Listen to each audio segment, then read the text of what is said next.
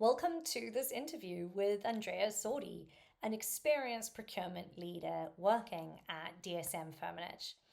In our conversation, we will explore how Andrea's unexpected journey into procurement has shaped his unique perspective on the function. We'll discuss the valuable insights he's gained from his diverse background, the emerging trends he's excited about, and his approach to building strong supplier partnerships. Andrea will also share his advice for fostering creativity and continuous reinvention in the procurement field. This insightful discussion provides a glimpse into the evolving role of procurement and the qualities that can drive success in this dynamic space. I hope that you find Andrea's insights as engaging and thought provoking as I did. Let's dive in. Andrea, thank you so much for joining me today. My pleasure. Thank you for having me. Brilliant. So we're going to dive right into it. And I'm hoping that you can share an unexpected twist or a turning point in your career that has really influenced your approach to procurement.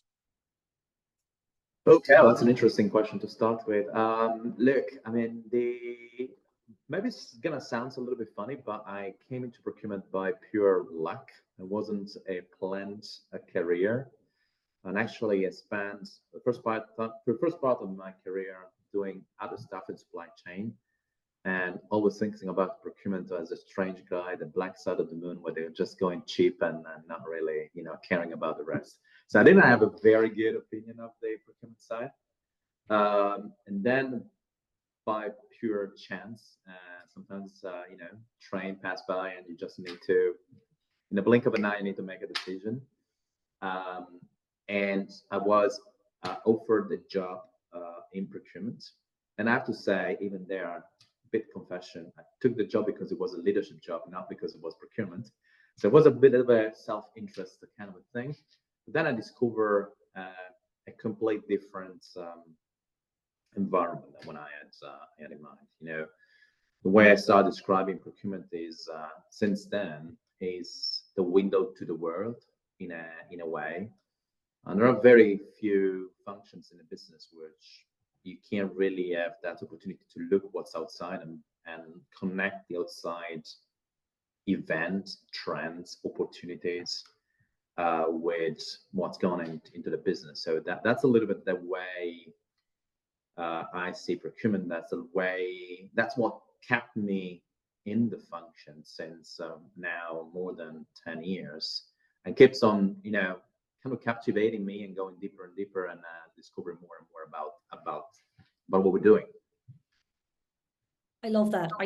I don't think I've ever spoken to anyone who has said that they knew, right from the get-go that they wanted to be in procurement. It's more something that people discover, I think. And to your point, it might not even be something in procurement specifically that appeals to you. It might be the role itself or the specific challenge or whatever that is. So given that you didn't start in procurement, what experiences have you had that you think have provided you with really valuable insights or skills that you apply to your current role?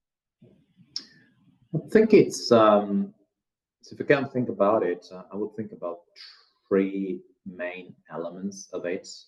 First of all, you need to have a good understanding of the business end to end. I would say even the value chain per se. Having had experiences before in finance and in the rest of supply chain, including customer service, it helps you understand what the core of the business is, right? Sometimes if you're when in procurement, like, oh, the supplier is the core of my business. Well, no, really, no, it's not there. The core of the business is consumers, customers, where all the needs are coming from, and that the rest is a consequential to that. So understanding that element and giving the opportunity even to procurement folks that desire to start their career and stay their entire career in procurement, giving that experience of customer consumer face, I think it's really important. The other one is, call it business acumen or financial conversant kind of ability, is the opportunity to be able to tell the story in terms that others understand. Not being from procurement at the very beginning of my roots, I've been a little bit out of the jargon that sometimes we tend to use, and you can't relate to people that are staring at you when you're trying to tell a story, and you start with all the jargons and blah blah blah and the acronyms, and you're super excited, and then they're staring at you like, well, I'm not sure what you're trying to tell me. Bring it down to simple terms. Those are the aspects.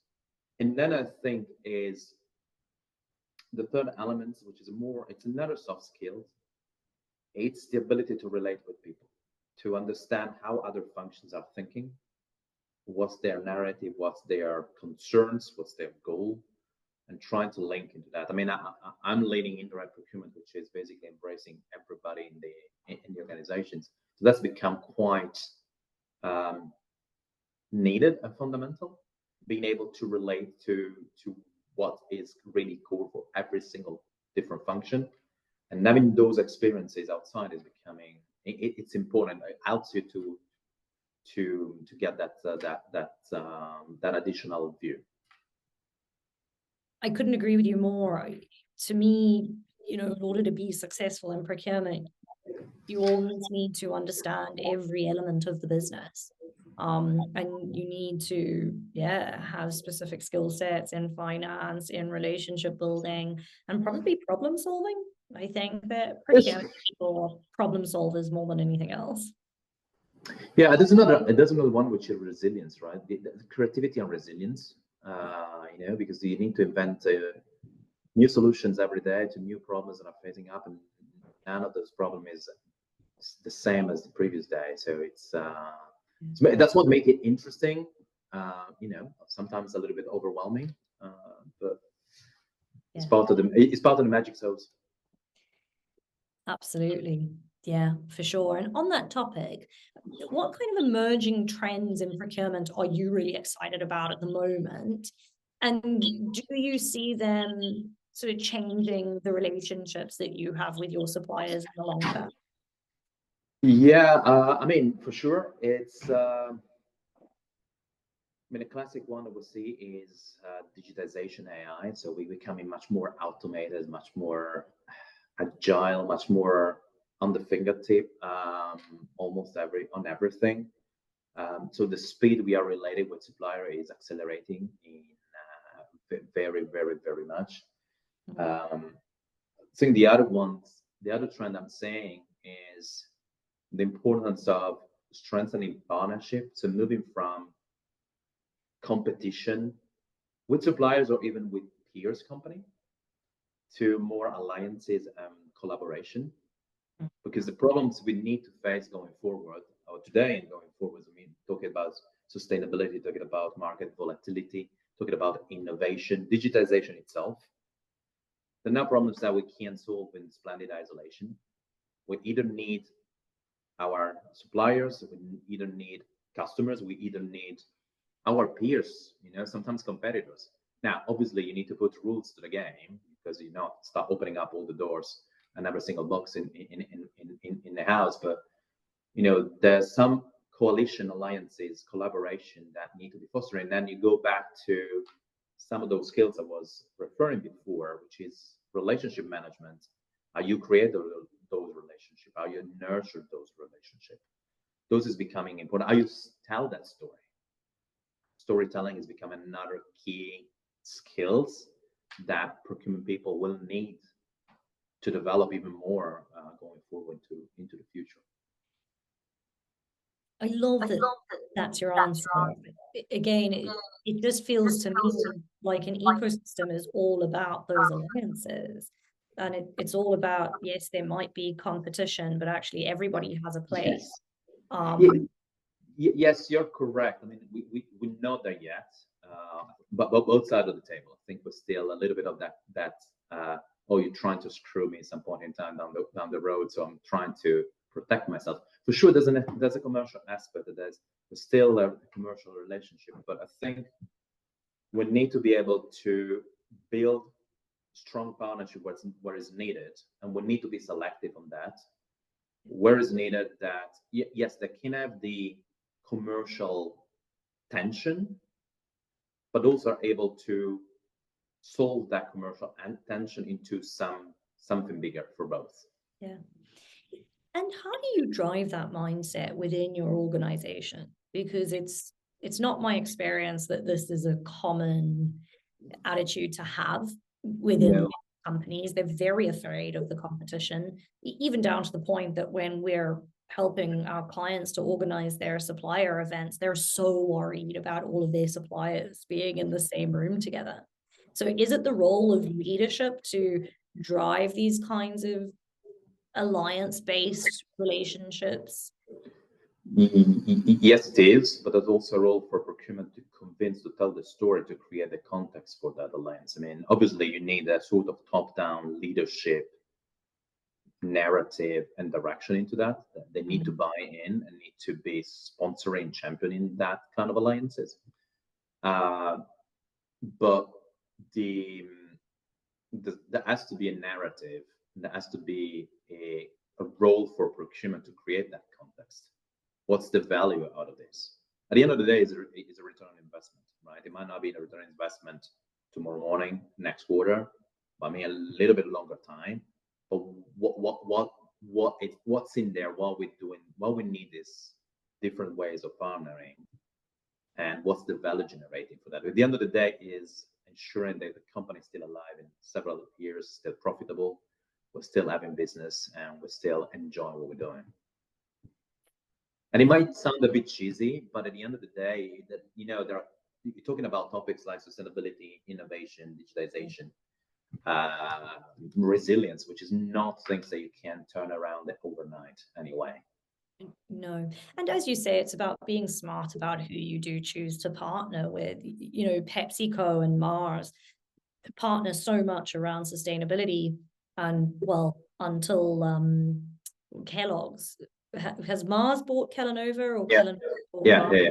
Mars I don't know if that'll be going ahead anymore because of Pringles, but until then it was like the perfect partnership, right? Because Mars does snacking, but it's all sweet snacks. PepsiCo does snacking, but it's all savory snacks. So there's lovely adjacency there without them necessarily being direct competitors. Yeah, you obviously need to put rules to the game. I mean, even if part of being in the supplier day board, I mean, obviously we might end up being some competitors, but we having a conversation for something very different. Yes. Which is how we progress our profession, our environment, our procurement world and industry.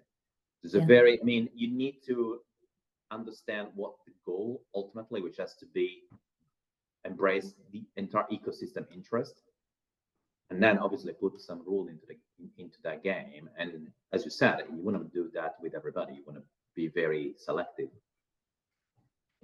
Yeah, of course. And that's where you do want to protect, I guess, your IP or whatever your USP is. Vein, what are the qualities or the attributes that you prioritize when you're choosing suppliers for long-term partnership? I mean, there's obviously needs to be a convergence of strategic intent, call it sort of alignment on business alignment. I believe there has to be an alignment also on values of the company. Also in the way you're approaching certain tough topic or certain tension. I mean, there has to be certain value that you share that some point in time comes into play and try to drive are part of those rules of the game, if you want. Yes. And then the other element is what the strategic potential of that supplier that can contribute to my competitive agenda advantage, and what can I contribute to the supplier competitive agenda. And it's not related to the size of the relationship. It's not related to the size of the supplier or the size of my business. It's related to how strategically we are mutually positioned. And it does make sense to create more synergies for the longer term relationship. Yes, absolutely. And then you might not be doing it so much anymore, but how do you help your team when they're needing to turn a relationship around, where maybe it wasn't working so well that you want to invest in it? What kind of advice do you give in those scenarios? The first question is it worth? Do they want to turn the relationship around? Because again, if we go in a different direction, we have a different value. Maybe it's better, separate, taking different ways, and separating. But if the fundamentals are there, then try to see commonalities rather than differences. What are our common intentions? Okay, even if there are commercial tensions, commercial divergences, okay, what is my intent? What is your intent? Seems trivial, and again, it's still a commercial relationship. We shouldn't be forgetting about that. It doesn't make it's not. It's not, partnership are not just to a lose a zero end game. It has to be in a creative game, value addition game for everybody. But you can only achieve that if you put on a table the mutual interest, the mutual goals, the intent, and I'm trying to achieve through that. And you have a conversation about it rather than, oh, this is my intent, and try to screw yours so I get the most out of mine. I mean, there may be a relationship where that approach works because it's not very strategic as a relationship. But if you want to work with someone long term because it's strategic, you better start the relationship on a very different term. Yes, for sure. Always those sort of good basics, doesn't it? And sorry to say it in a very colorful way, but it's a little bit like you plan to marry someone. I'm not planning to marry someone to screw the person the other one. I mean, trying to create a family and a relationship based on solid base that you want to take for the longer journey. Yeah, very true. And essentially, it does all just come down to people at the end of the day. We talk about companies, but companies are nothing without the people. Exactly. So it's just those people elements to it. Totally. You mentioned earlier, AI, generative AI. Maybe your answer is linked to it, maybe it's not, but what radical changes do you anticipate in the procurement landscape over the next 5-10 years? And with that in mind, then how are you positioning your company to leverage that? Well, first of all, there's this eternal debate: is procurement going to still be here in 10 years? Yes, it will. I mean, it was here a long time ago, since the age of the Romans, and we're going to still be here later on. I mean, the role we're having is going to be different. It's evolving. It's evolving from back in the days as a trader, pure commercial relationship, into more business, sophisticated role, a more rounded role where yes, the negotiation or the pure old purchasing job description is becoming one of the elements on a much more sophisticated role, which is also the beauty and the interesting thing, which at the same time require that we need to bring people into procurement from other functions from the outside. You need to attract other. It has to be a different mix of personality. It has to be a different mix of skill set, because the role of the function itself is becoming much more random, much more sophisticated, much more strategic, and will stay like that for the foreseeable future. And digital, obviously, you mentioned AI. Digital is one aspect of that sophistication, but it doesn't mean that we need to become, super high-techy people. You just need to become comfortable in dealing with more digital tool AI and trust what is coming out of AI. I really like the answer, because I think that sometimes people can get really caught up in the next big thing, and they forget to do the basics really well. They get distracted. And that's not always the best route to go down, is it? No, it's not. I mean, I think that one thing for me it's important is always be creative, right? I'm trying to the fundamental job in a procurement, at least in indirect, is continuously reinventing yourself, and continuously challenging the status quo and creating your own opportunities, and then showing those opportunities to the business as chances, as avenues, potential avenue, and Yeah. giving them the choices. Yes. And that's at the end of the day. It's not my role. Every single time I'm introducing my role, say, hey, I'm not here to screw you up or to buy you cheap. My role is to give you options Yes. that Yes. can solve your problems, that can help you grow or achieve your goals, and give you pros and cons. Then whatever you're going to decide, I'm going to help you to achieve it. Yeah. And what would you say to someone who said, stereotypically, procurement aren't the most creative people? Sorry, procurement? Procurement aren't the most creative people. That's to join my organization and try. Or join procurement, try, Yeah. give it a Yeah. try. I mean, at the end of the day, it's a bit of a leap of faith, but also